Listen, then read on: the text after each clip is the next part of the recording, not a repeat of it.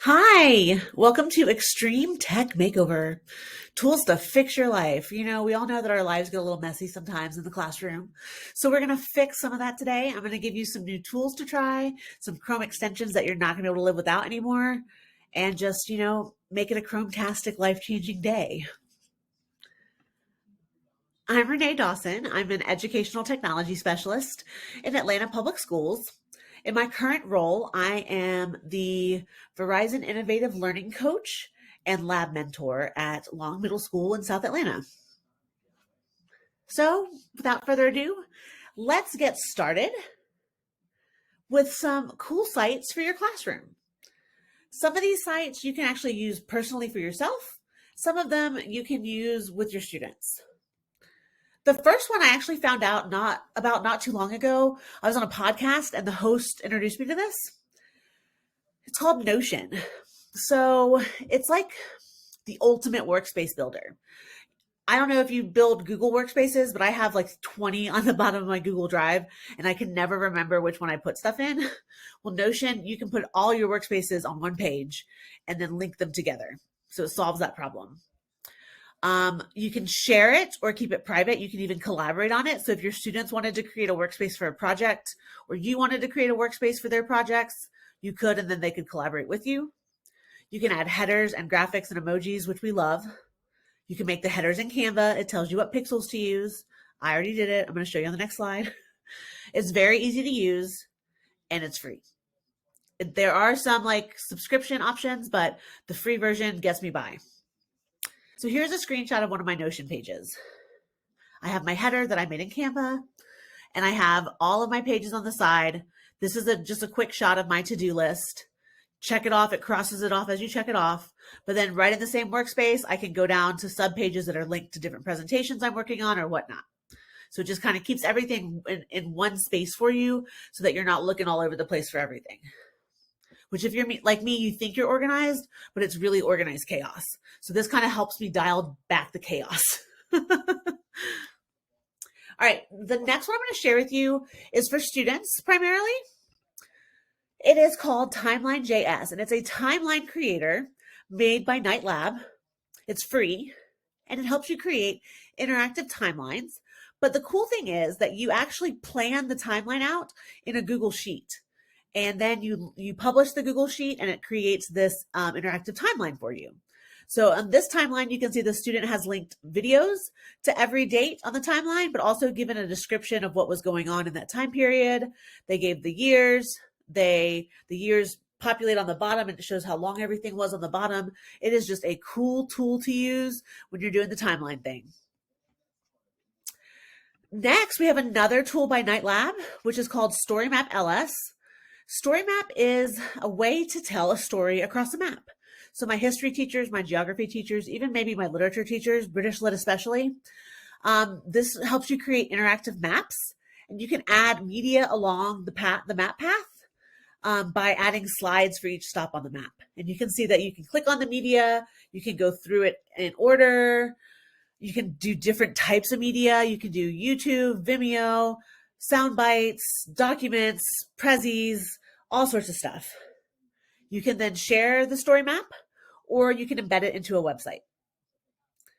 So check out StoryMap LS. Next, back to some productivity. I love bookmarking things because, if I can't find it, it's out of sight, out of mind, right? But I noticed that my Chrome browser bookmarks page was a hot mess. So in an effort to organize myself, I found Raindrop.io. It's a bookmark manager. It helps you really easily organize your bookmarks into collections. You can easily import them. You can easily use the Chrome extension to just click on one on a site that you're on to put in your bookmark manager. You can add them a couple of different ways. That's very simple to do. You can view the bookmarks in cards, lists, mood boards, or headlines.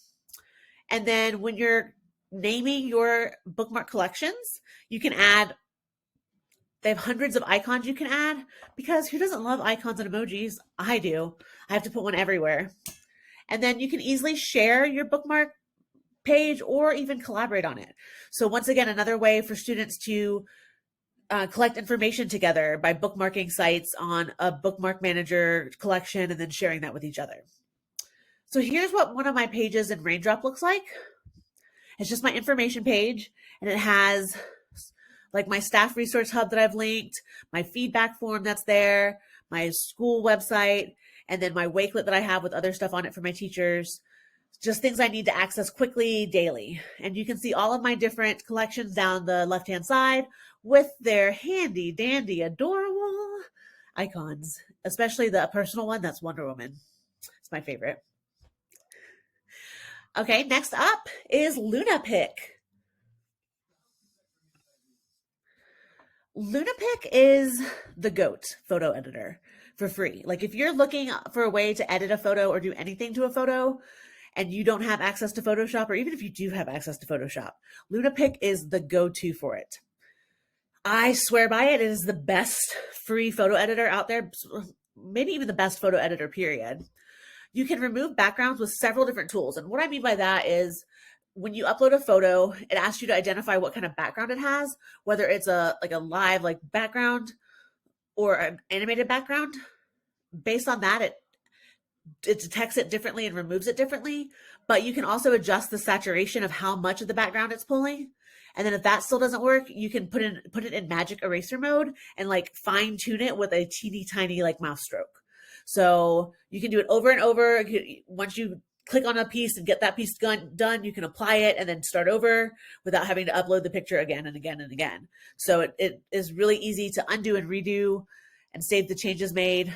On top of background removal, you can also completely change the color of something. So if I had a cat on an animated cat that was brown, but I wanted to make it black, I could switch all the browns in the pictures to black, which is really cool and really easy to do. You can also add different effects to your pictures, frames, tints, and so much more that I haven't even explored. So explore this, find something that I don't know about, and teach me, please, because I would love some more ways to use LunaPic. Now, in the spirit of online converters, this is the next one, an online converter.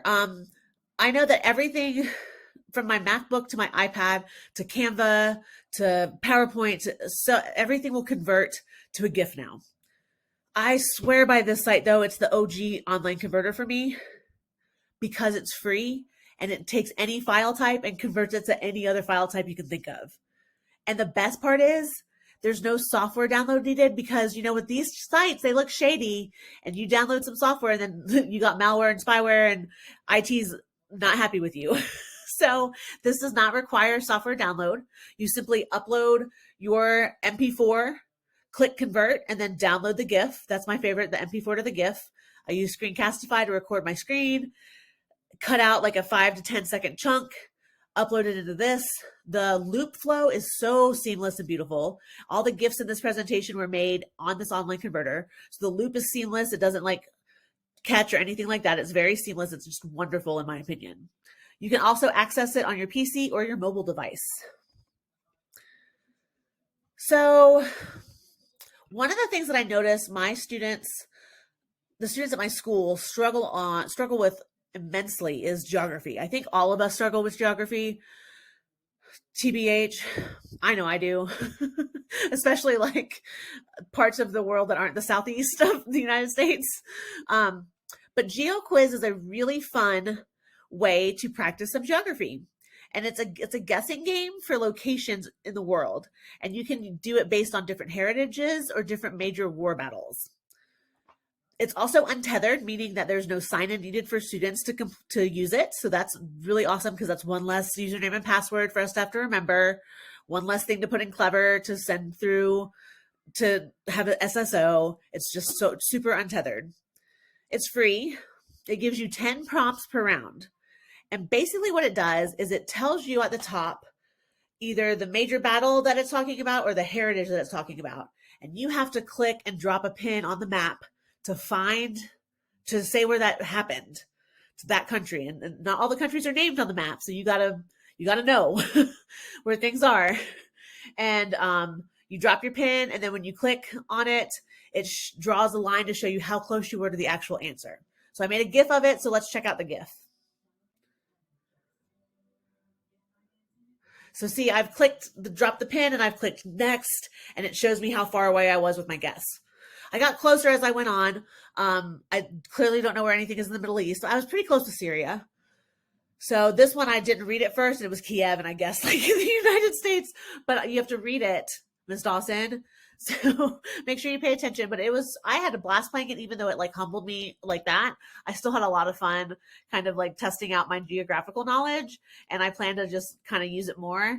Maybe like some old school, like Where in the World is Carmen Sandiego, if you all remember that. Just kind of get back in that vibe. So check out Geo Quiz History Edition. If you're anything like me, you love a good QR code and you put them on everything. From your Zoom background to your business card, to every slideshow you give, to everything you do every day, there's a QR code for it. Well, if you want to just spice up your QR codes a little bit and put your pretty little face on them, QR Tune is here for it. So with QR Tune, you can create custom QR codes using your picture, your headshot. Works best. You can't put your Bitmoji in. You can't put a picture of a tree in. You can't put a screenshot in. It has to be a picture of a human. So go to qrtune.com. You click on Try Web App Beta. It's the yellow button. Then you insert your link, choose your picture, and it creates this beautiful QR Tune QR code for you. Don't I look pretty animated like that? All right. So those are my websites that I had for you. So now we're going to dive in to some Chrome-tastic extensions. I could get lost in the Chrome extension universe, and I very often go down that rabbit hole and don't come out for a while. So I'm going to show you the best of the best of the best that I've found out there. Some of it's going to be for everybody. Some of it's going to be for productivity for you, because I care about you and your organized chaos. Some of it's going to help our students with special needs and accommodations and just make their life a little easier. So let's get Chroming. The first extension that I am obsessed with lately is called Phrase. Phrase lets you take a web page and it creates summaries of text from that web page or article. So you might not want to like have students rely on this to create their summaries, but if you're scaffolding learning and you're trying to teach them how to summarize, this would be a great Chrome extension to use. Or if you're teaching them how to research, and one of the ways you want to teach them how to research is by using technology to summarize. That might be how you're teaching it. If you have a resource class, that might be the best way for them to do it, because summarization is so hard for them. So it might be that this is just the scaffolding that they need to research. But basically, you go to any web page, click the Chrome extension Phrase, and it pulls a summary from that article. How wonderful is that? So even if you're just trying to figure out if the article is worth anything before you add it to a collection for your students, this is helpful for you too. Okay, my next Chrome extension is called Print Friendly. And this one's been around forever, but when it works, you work it hard, right? So look, we all have that one teacher, maybe more than one, that sends something to print to the workroom printer, and then 20 minutes later, it's still spitting out pages of nothing, right? They've printed like 400 pages of just blah. Well, introduce them to Print Friendly, because it needs to be their best friend, because we all have paper limits and copy limits, right? So Print Friendly is a Chrome extension that lets you take a web page, change the text, remove the images, remove the ads, remove the navigation and any other junk on a print page, or making it a PDF. You can actually even delete chunks of text and images. So if you just wanted to print one paragraph off of a page, you could do that, or make a PDF with one paragraph. You can easily do that. It is great. So no more printing 35 pages to get one page of the article you want to read. No more making a PDF that the kids are going to have to scroll through 30 ads. And most importantly, no more clicking on an ad. I'm sorry, I always laugh about this because it's happened to all of us. You click on a website and something not great comes up as an ad. So you can just remove the ads. It won't be there when you're showing it on your smart board, your Promethean board, your active board, whatever you have. And then when you make it a PDF or print it, everything is still gone. So Print Friendly is your friend.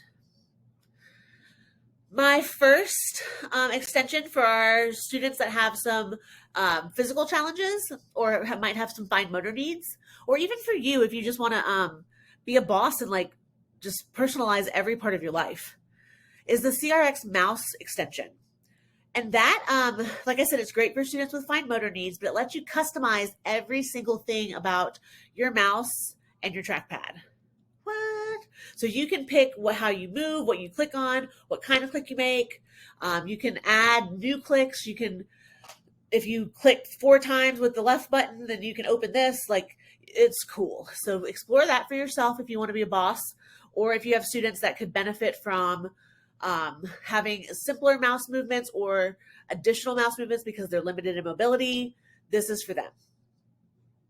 So back to something like print friendly is our next one, and that's Postlight Reader. So print friendly will also do this, but Postlight does it a little bit faster. So when I was talking about like those ads popping up, because like you could be in the hallway and say, "Oh, I'm going to the beach this weekend," and then next thing you know, your computer's pulling up pictures of bikinis, right? Because everything is listening. Postlight Reader will take the declutter, the ads, all the junk off your web pages for you. Okay, and just leave you the text. You can also change the size, the typography, and the theme.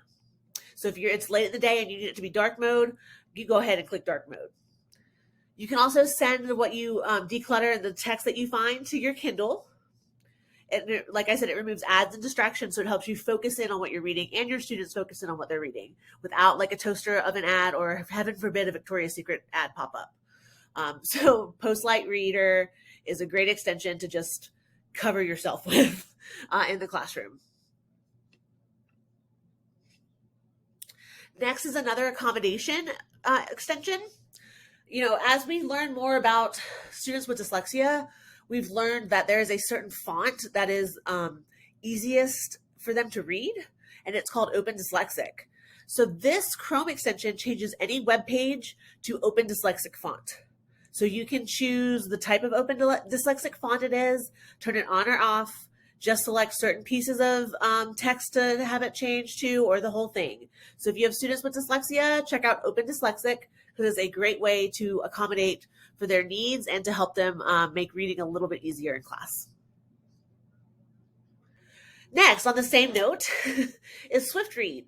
So if you are like my age, I don't know if you remember, but like 10 years ago, there was this like speed reading craze movement where everybody was trying to like read like 1,000 words a minute or something insane. So SwiftRead was kind of designed with that in mind, but I don't use it for that because I think that's insane. I can barely like think that fast, let alone read that fast and comprehend it. So it reduces distractions by selecting one word at a time. You can change the speed of it. So it's good for struggling readers that have trouble isolating the word in a long piece of text, especially like a web page, or if they have trouble going from the end of a sentence to the next line. This is great because it highlights one word at a time for them. You can change the colors, you can change the font, you can change the size, you can change the speed. It works with a web page or a PDF, and it just highlights one word at a time so they can read at their own pace without getting overwhelmed by a bunch of stimuli.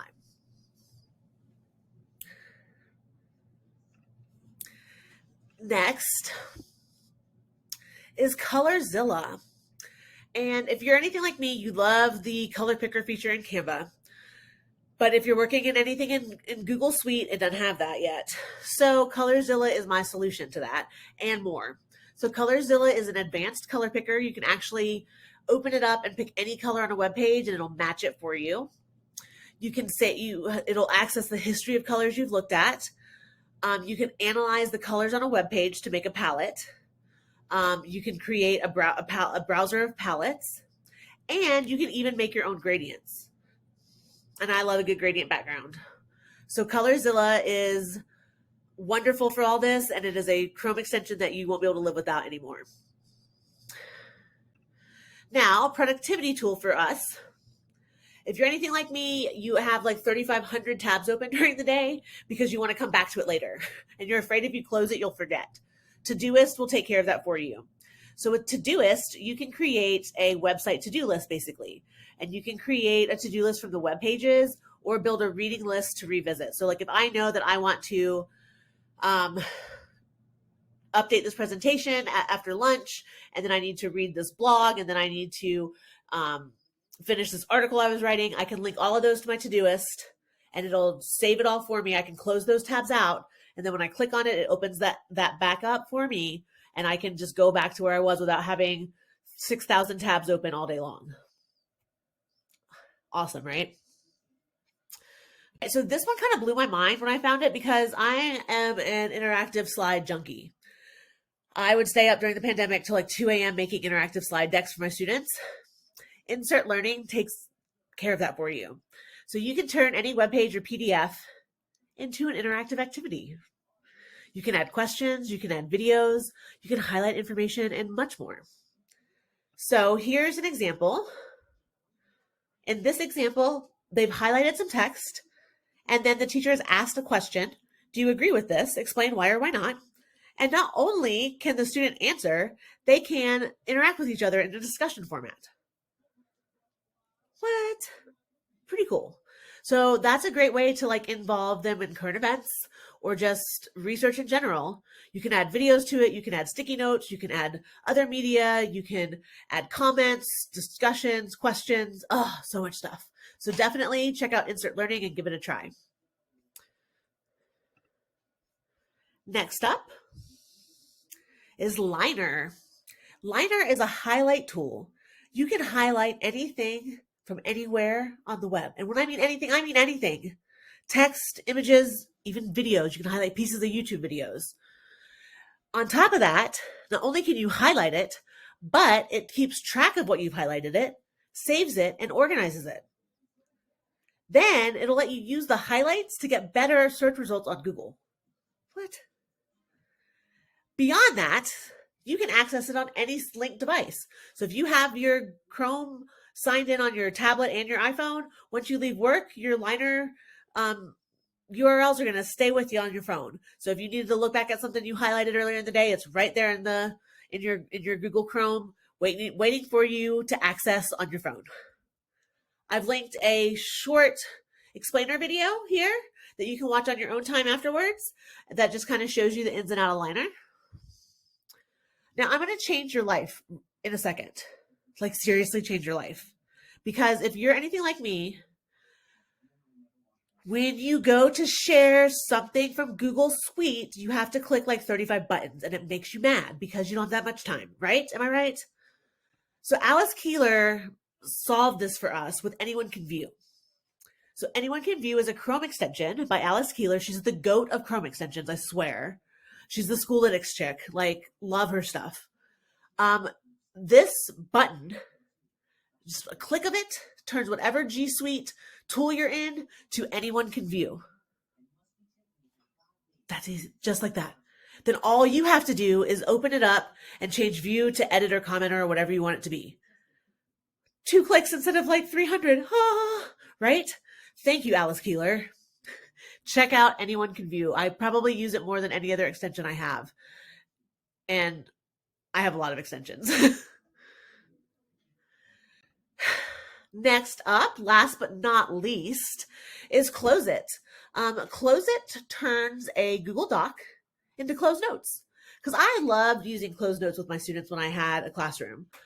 But it took so much time to type a paragraph and then take out words and put in a blank and make a word bank, and it just was too much. Well, not with Close It. Close It is easy peasy. You highlight the words in the paragraph that you want to have removed. You turn on the add-on. You click a button. It not only removes those words, but it puts them in a word bank at the bottom of the page. You can also take it so far as to give the kids a hint by having it leave the first letter of the word on the line. So it is just a fast and easy way to create notes from text. So I made a little GIF on the next slide so you can see how it works. So I have some words highlighted. I click the button, they disappear, and my word bank is there on the bottom. Oh, ta-da! Right? Amazing. Right? Now you can use closed notes and not hate yourself. And then linked on the next slide, I have a little tutorial that I made that's on my YouTube channel. Check it out. If you're not familiar with my YouTube channel, please subscribe. I do lots of tech tips and tutorial videos for students as well. So I always get asked by my friends and by people at conferences, like, where do you find this stuff? Like, how do you have time to find this stuff? Where do you find it? I don't even know where to start looking. Okay, so I want y'all to keep liking me. So please don't like just follow these people and not follow me anymore. These are my go-to peeps for resources, for cutting edge materials, for what's new in the world of tech. So just sharing it with you because sharing is caring, and I want you to know everything you can know. First up, my friend at Control Alt Achieve, Eric Kurtz. You also might know him from Hipster Google, but he runs the Control Alt Achieve blog and has the Control Alt Achieve book. He usually finds some cool stuff and shares it out with everybody too. So I follow him. Next up is an oldie but goodie. I've been following him for probably a decade now. Richard Byrne, Free Tech for Teachers. The best thing about him is like the tools he shares are like super practical, and he shares lots of tutorials with them. It's updated weekly, and if you want to go down the rabbit hole, he has access to all 15 years of his findings of tech tools on his page. So that is a rabbit hole that I go down often. Next is Ditch That Textbook with Matt Miller. So exactly like what it sounds, get away from that box curriculum, get into some innovation, ditch the textbook. It has a blog, podcast, a weekly email that is wonderful to subscribe to, a resource collection, and a book. So check Matt Miller out at ditchthattextbook.com. Then I mentioned her earlier, the GOAT of the Chrome extension world, Alice Keeler. She runs Schoolitics and Chrome extensions. She's written some amazing books on Jamboard and Google Classroom. She posts tons of awesome templates, tons of awesome articles and extensions that she's made. Give her a follow, give her a try. You will not regret it. And with that, I hope you have a Chrome-tastic day. Hope you learned something today that you can take back and that you're excited about sharing with your students, with your staff, with your friends, with your partner, with somebody on the street. So enjoy these tools, share them far and wide, use them before you lose them, and have a wonderful day. I'm Renee Dawson. Give me a follow on Twitter at APSITS If you would like a copy of today's session, check out the bit.ly or scan the QR code. Thank you again for coming to my session, and I hope you have a wonderful, wonderful Saturday.